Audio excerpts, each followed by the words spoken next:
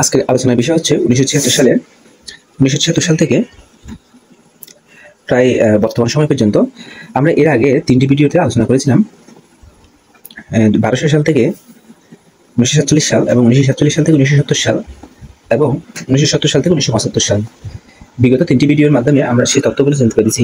আজকে আমরা আলোচনা করবো হচ্ছে 1976 সাল থেকে বর্তমান সময় পর্যন্ত, অর্থাৎ এই বর্তমান সময়ে কোন সালে কোন ঘটনা হয়েছিল এবং গুরুত্বপূর্ণ তথ্যের সালগুলোর মাধ্যমে আমরা ধারাবাহিক একটা ঘটনা জানতে পারবো। এই ভিডিওটার মাধ্যমে আমরা সাম্প্রতিক তথ্য এবং যে 1976 সালের পর থেকে যে তথ্যগুলো সৃষ্টি হয়েছিল এগুলো আমরা গুছিয়ে পড়াশোনা করতে পারবো এবং রিলেট করে মনে রাখতে পারবো।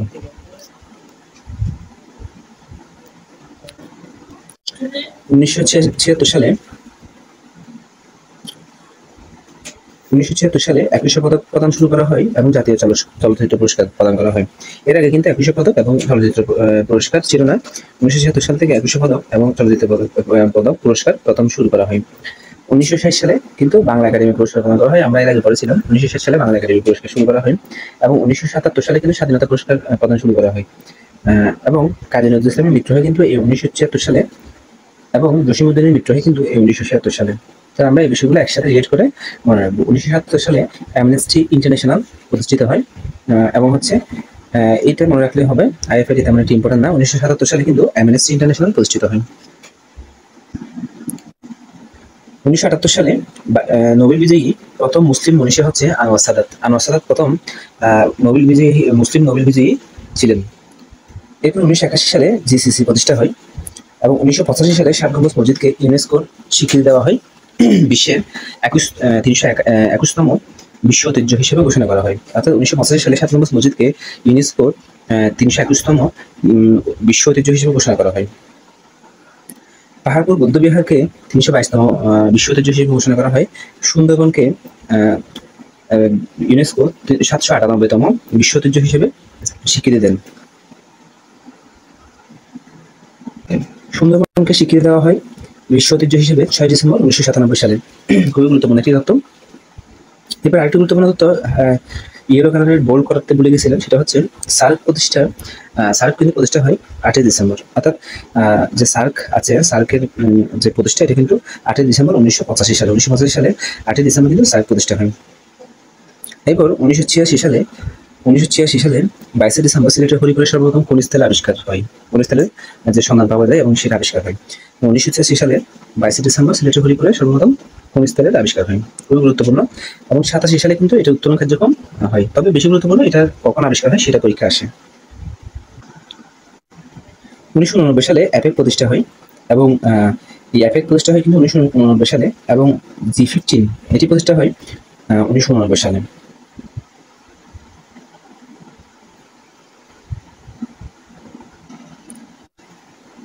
1992 সালে নাফটা প্রতিষ্ঠা হয় এবং এটি স্বাক্ষরিত হয় কিন্তু 17 ডিসেম্বর এবং এটা কার্যকর হয় 1 জানুয়ারি 1994 সালে। অর্থাৎ নর্থ আটলান্টিক এই চুক্তিটা নাফটা এই চুক্তিটা প্রতিষ্ঠা হয় 1992 সালে এবং স্বাক্ষরিত হয় 7 ডিসেম্বর, কার্যকর হয় 1 জানুয়ারি 1994 সালে। আফটা কিন্তু প্রতিষ্ঠিত হয় 1992 সালে সেম, তবে 28 জানুয়ারি। এরপর ধরিত্রী সম্মেলন 1992 সালে 3 এবং 4 জুন এটি অনুষ্ঠিত হয়। ধরিত্রী সম্মেলন অনুষ্ঠিত হয় 3 ও 4 জুন। 1993 সালে ইয়াসির আরাফাত নোবেল পুরস্কার পান। ইসরায়েলের একজন বিখ্যাত যোদ্ধা এবং তিনি ইসরায়েলের ইহুদিদের বিরুদ্ধে কিন্তু তিনি আন্দোলন করতেন। তিনি 1993 সালে নোবেল পুরস্কার পান। 1993 সালে 1 জানুয়ারি চেকোস্লোভাকিয়া ভেঙে শান্তিপূর্ণ দুটি রাষ্ট্রের জন্ম হয়, চেক প্রজাতন্ত্র এবং হচ্ছে স্লোভাকিয়া। অর্থাৎ 1 জানুয়ারি স্লোভাকিয়াকে ভেঙে দুটি শান্তিপূর্ণ আলাদা রাষ্ট্র গঠন হয়। একটা চেক প্রজাতন্ত্র, একটা হচ্ছে স্লোভাকিয়া। চেকোস্লোভাকিয়া দুটি আলাদা হয়ে যায়, চেক প্রজাতন্ত্র, স্লোভাকিয়া। বাণিজ্যিক ব্যাংক নিয়ন্ত্রিত হয় ব্যাংক কোম্পানি অ্যাক্ট 1993 সালে অনুসারে এবং বাংলাদেশের ব্যাংক নিয়ন্ত্রিত হয় বাংলাদেশ ব্যাংক কোম্পানি অ্যাক্ট 1991 সালে। বাণিজ্যিক ব্যাংক নিয়ন্ত্রিত হয় তাহলে 1993 সালে আর বাংলাদেশের ব্যাংক নিয়ন্ত্রিত হয় 1991 সালে। এরপর 1994 সালে নেলসন ম্যান্ডেলা প্রেসিডেন্ট হন। এটা খুবই গুরুত্বপূর্ণ। নেলসন ম্যান্ডেলা 1994 সালে প্রেসিডেন্ট হিসেবে সাউথ আফ্রিকার প্রেসিডেন্ট হিসেবে নিয়োজিত হন। 1995 সালে ডব্লিউটিও এর প্রতিষ্ঠা হয় এবং COP1 মানে COP1 অনুষ্ঠিত হয় 1995 সালে। তাহলে 1995 সালে ডব্লিউটিও প্রতিষ্ঠিত হয় এবং COP1 অনুষ্ঠিত হয়। 7টা স্বাক্ষরিত হয় কিন্তু 11 এপ্রিল 1993 সালে এবং হচ্ছে কার্যকর হয় 7 ডিসেম্বর 1995 সালে।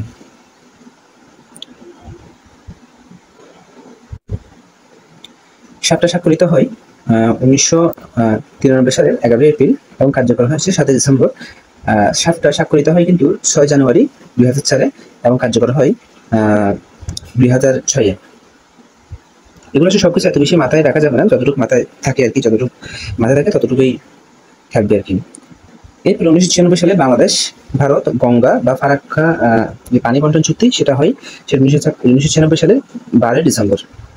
বিখ্যাত সেই চুক্তি, পানি বন্টন চুক্তি, গঙ্গাকে নিয়ে বা ফারাক্কাবাদকে নিয়ে। 1974 সালে ফারাক্কাবাদ নির্মাণ করা হয়। পরীক্ষা আসতে পারে, 1974 সালে কিন্তু ফারাক্কাবাদ নির্মাণ করা হয়। এরপর ডাচ বাংলা ব্যাংক, বাংলাদেশের সবচেয়ে বৃহৎ ব্যাংক, যেটি প্রতিষ্ঠা হয় কিন্তু এই 1996 সালে। 1996 সালে ডাচ বাংলা ব্যাংকে প্রতিষ্ঠা হয়।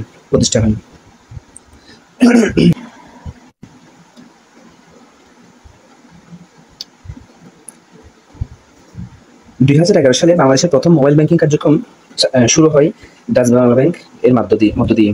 অর্থাৎ ডাচ বাংলা ব্যাংকে কিন্তু বাংলাদেশের প্রথম মোবাইল ব্যাংকিং, বিকাশ এই জাতীয় এই বিষয়গুলো শুরু করেন। আল জাজিরার সম্প্রচার হয় কিন্তু আল জাজিরার সম্প্রচার হয় কিন্তু 1 নভেম্বর 1996 সালে। অর্থাৎ 1996 সালে 1 নভেম্বর আল জাজিরার সম্প্রচার শুরু হয়। 1997 সালে পার্বত্য চট্টগ্রামে শান্তি চুক্তি হয়, এটা হচ্ছে 2রা ডিসেম্বর। অর্থাৎ 2 ডিসেম্বর 1997 সালে পার্বত্য চট্টগ্রাম শান্তি চুক্তি সংগঠিত হয়। 1997 সালে ডিএড প্রতিষ্ঠা হয় এবং কিয়োটো প্রটোকল গৃহীত হয় 11 ডিসেম্বর এবং কার্যকর হয়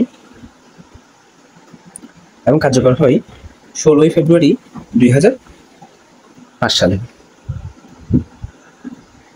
কিয়োটো প্রটোকল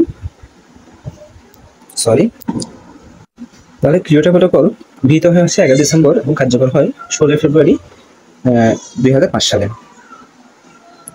এরপরে 1998 সালে রোম চুক্তি স্বাক্ষরিত হয়।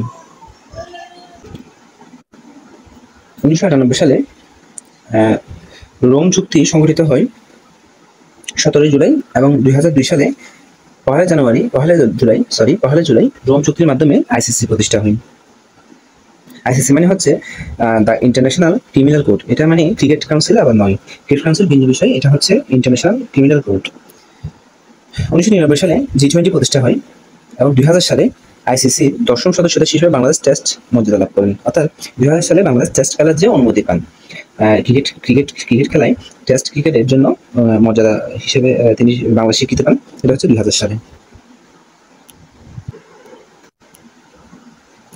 1977 সালে বাংলাদেশ কিন্তু আইসিসি অর্থাৎ ইন্টারন্যাশনাল ক্রিকেট কাউন্সিলের সহযোগী সদস্য হিসেবে সদস্যপদ লাভ করেন।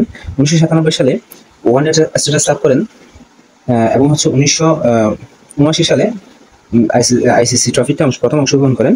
1997 সালে ষষ্ঠ আইসিসি চ্যাম্পিয়ন্স ট্রফিতে কেনিয়াকে হারিয়ে বাংলাদেশ চ্যাম্পিয়ন হন এবং 2005 সালে জিম্বাবুয়ের বিপক্ষে প্রথম টেস্ট জয়লাভ করেন এবং 1998 সালে প্রথম ওডিআই জয়লাভ করেন কেনিয়ার বিপক্ষে এবং 1999 সালে বিশ্বকাপ ক্রিকেটে অংশগ্রহণ করেন, 7ম বিশ্বকাপ, সেটা নিউজিল্যান্ডের বিপক্ষে। এবং বাংলাদেশ মহিলা ক্রিকেট দলের ওয়ান ডে স্ট্যাটাস লাভ করেন 2011 সালে। 2011 সালে বাংলাদেশ মহিলা ক্রিকেট দল ওয়ান ডে স্ট্যাটাস লাভ করেন। 2000 সালে কার্টাগেনা প্রটোকল স্বাক্ষরিত হয় 29 জানুয়ারি এবং কার্যকর হয় 11 সেপ্টেম্বর 2003। 2005 সালে জার্মানির প্রথম মহিলা চ্যান্সেলর হিসেবে অ্যাঞ্জেলা মার্কেল নির্বাচিত হন। 2005 সালে তাহলে প্রথম মহিলা চ্যান্সেলর হিসেবে অ্যাঞ্জেলা মার্কেল নির্বাচিত হন জার্মানিতে। শেখ হাসিনাকে 2015 সালে চ্যাম্পিয়ন্স অফ দ্য আর্থ পুরস্কার দেওয়া হয়। 2006 সালে ডক্টর মোহাম্মদ ইউনূস শান্তিতে যৌথভাবে নোবেল পুরস্কার পান। তিনি ডক্টর মোহাম্মদ ইউনূস শান্তিতে যৌথভাবে নোবেল পুরস্কার পান কিন্তু গ্রামীণ ব্যাংকের সাথে। অর্থাৎ তিনি গ্রামীণ ব্যাংক প্রতিষ্ঠা করার মধ্য দিয়ে গ্রামীণ ব্যাংক এবং ডক্টর মোহাম্মদ ইউনূসকে যৌথভাবে নোবেল পুরস্কার দেওয়া হয়। এবং 2006 সালে জাতিসংঘের মানবাধিকার কাউন্সিল প্রতিষ্ঠিত হয়, অর্থাৎ জাতিসংঘের মানবাধিকার কাউন্সিল প্রতিষ্ঠিত হয় কিন্তু 2006 সালে। 2007 সালে জাতিসংঘ নোবেল পুরস্কার পান। 2007 সালে আরেকটি গুরুত্বপূর্ণ তথ্য হচ্ছে আফগানিস্তান সার্কের 8ম সদস্য হিসেবে সদস্যপদ লাভ করেন। সপ্তম 7টি দেশ থেকে কিন্তু সার্কের সদস্য ছিল।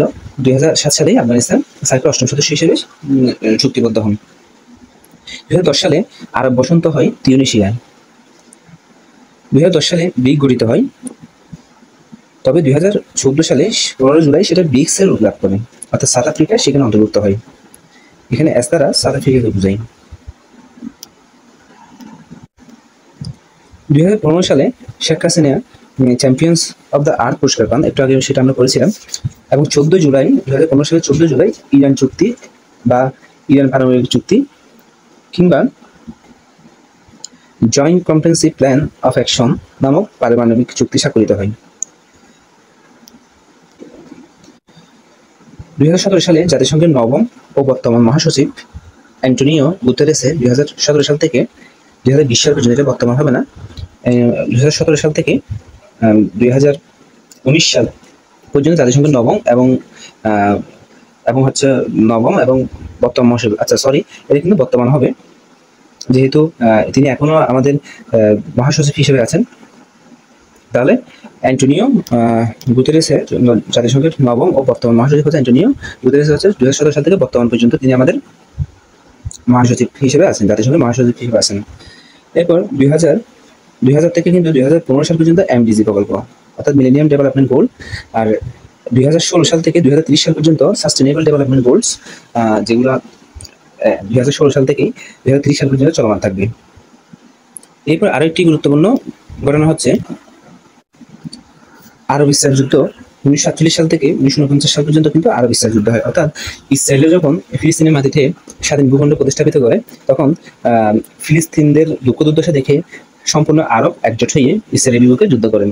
কিন্তু ইসরায়েল মহাশক্তিদের বিদায়, কারণ আমেরিকা ইসরায়েলকে প্রচন্ড সাপোর্ট করেছিল, যার কারণে ইসরায়েল পরাশক্ত হয়ে উঠেছিল এবং আরবদেরকে পরাজিত করেন।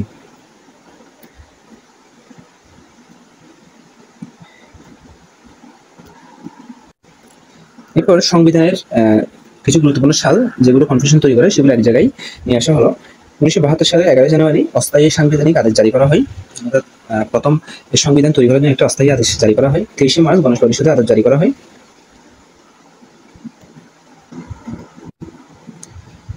সংবিধানের যত সাল গুরুত্বপূর্ণ সাল সবগুলো এক জায়গায়, যাতে কনফিউশন তৈরি করতে না পারে।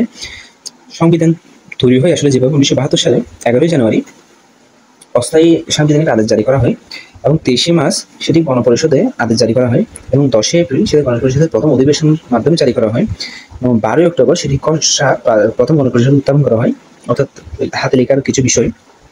এবার 4 নভেম্বর গণপরিষদে খসড়াটি গৃহীত হয়। ফলে এই 4 নভেম্বর 1972 সালে এই 4 নভেম্বরকে কেন্দ্র করে সংবিধান দিবস পালন করা হয়, অর্থাৎ এই দিনে কিন্তু সংবিধানের হস্তলিপি গ্রহণ করা হয়েছিল। এরপর 16 ডিসেম্বর কিন্তু এই সংবিধানকে কার্যকর করা হয়, অর্থাৎ তখন থেকেই কিন্তু আমাদের এই বর্তমান বাংলাদেশ সংবিধানটা কার্যকর ছিল এবং এখনো পর্যন্ত চলমান। 1973 সালে সংবিধানের প্রথম সংশোধনী করা হয়, অর্থাৎ প্রথম সংশোধনী আনা হয় 1973 সালে। শেখ মুজিবুর রহমান তিনি নিজেই এই সংশোধনী করার জন্য পেশ করেন এবং 2018 সালে এটি 17তম সংশোধনী আসে 8 জুলাই। কিছু গুরুত্বপূর্ণ পত্রিকার প্রকাশকাল যেগুলো অনেক বেশি কনফিউশন তৈরি করে: 1780 সালে বেঙ্গল প্যাক্ট গেজেট এবং 1818 সালে দিগদর্শন এবং সমাচার দর্পণ অথবা বেঙ্গল গেজেট। 1829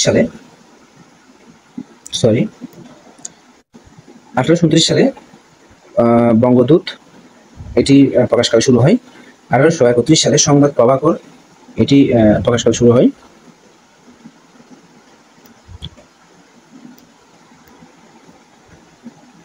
1843 সালে তত্ত্ববোধিনী পত্রিকাটির প্রকাশকাল শুরু করা হয়।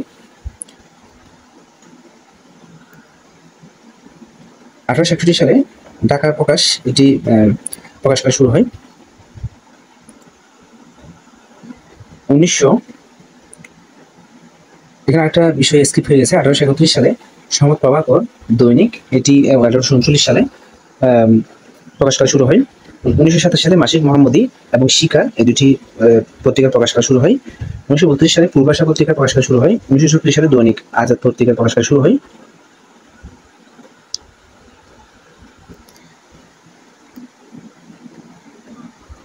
1843 সালে তত্ত্ববোধিনী পত্রিকার প্রকাশ করা শুরু হয়। 1861 সালে ঢাকা প্রকাশ, 1872 সালে বঙ্গদর্শন এবং 1877 সালে ভারতী, 1898 সালে কোহিনূর, আর 1914 সালে সবুজপত্র খুবই গুরুত্বপূর্ণ যেহেতু এটা প্রমোদ চৌধুরী। 1918 সালে সওগাত মাসিক এবং সওগাত সাপ্তাহিক, এটা সাপ্তাহিক পত্রিকা ছিল, এটা ছিল মাসিক পত্রিকা। 1932 সালে পূর্বাশা পত্রিকা এবং 1933 সালে দৈনিক আজাদ।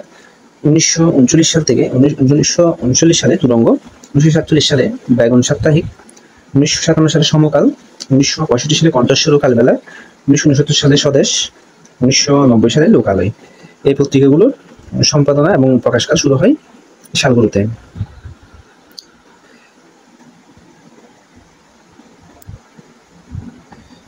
এই বাইরে আর দুই একটা পত্রিকা রয়েছে, সেটা হচ্ছে 1922 সালে ধূমকেতু এবং 1941 সালে নবদূত, যেটি কাজী নজরুল ইসলামের, যে দুটি কাজী নজরুল ইসলামের অধীনে ছিল, এবং 1923 সালে কল্লোল। এই পত্রিকাগুলো প্রকাশ করা শুরু হয় মোটামুটি এই সালগুলোতে। তো আমি আমার মতো চেষ্টা করেছি 4টি পার্টে যতগুলো সাল ধরেছে সালগুলোর ধারাবাহিক ঘটনার বর্ণনা। আশা করি ভিডিওগুলো বারবার দেখলে এবং গুছিয়ে পড়লে, কয়েকবার রিভিশন দিলে ওগুলো অনেক বেশি মাথায় থাকবে, এবং এর পরবর্তীতে যদি কোনো ঘটনা করা যায় সেগুলো রিলেট করে অনেক বেশি মনে রাখা সম্ভব হবে বলে আমার বিশ্বাস। ধন্যবাদ সবাইকে।